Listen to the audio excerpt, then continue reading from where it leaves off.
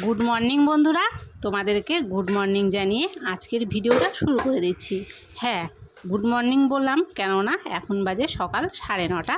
বেশি বেলা কিন্তু হয়নি।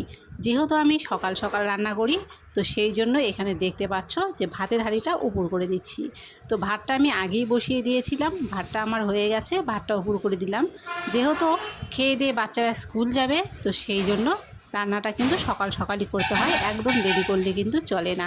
যাই হোক, ভাতটা নামিয়ে নিলাম। আর আমার আজকে বাজার থেকে এনেছিল দেখো এখানে চিকেন। তো চিকেনটাকে প্রথমে ধুয়ে নেব, ধুয়ে নেওয়ার পরে তারপরে রান্না করতে চলে যাব। তো আজকে যেহেতু চিকেন রান্না করব, সেই জন্য বেশি কিছু হয়তো রান্না করব না, কেননা যেদিন মাংস রান্না হয় সেদিন কিছু অন্যান্য সবজি টবজি কিছু খেতে বেশি পছন্দ করে না, সেই জন্য বেশি কিছু রান্না করব না। চিকেনের সাথে কিছু একটু ভাজা করে নেব, তাহলেই হয়ে যাবে।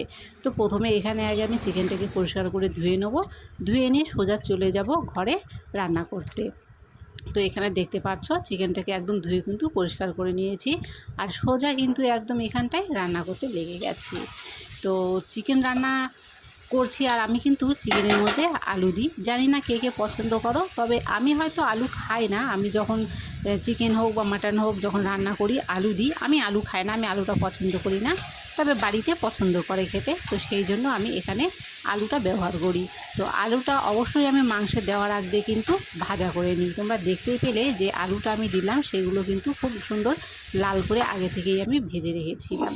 তো রান্নাবাড়ি সেরে নিলাম। এখানে অনেকগুলো বাসন মাজা ছিল, তো প্রথমে ভাবলাম সেই বাসনগুলোকে আগে আমি উঠিয়ে নিই, তারপরে একটু দরকার আছে বেরোবো।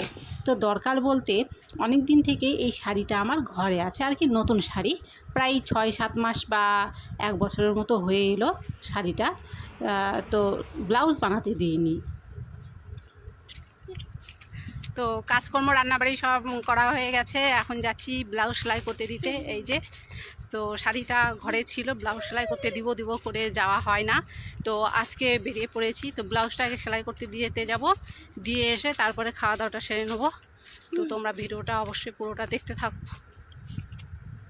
ব্লাউজ বানাতে গেলাম ঠিক, কিন্তু যাওয়াটা একদম ব্যর্থ হলো, কারণ যেখানে ব্লাউজ বানাতে দিই যে বউটা আমাদেরকে ব্লাউজ বানিয়ে দেয় সে ছিল না, সে গেছিলো ডাক্তার দেখাতে। তো যাই হোক, ফিরে এলাম। এসে যেহেতু খাইনি, রান্নাবাড়িটা হয়ে গেছিলো, সেই জন্য এখানে সোজা খেতে বসে পড়লাম।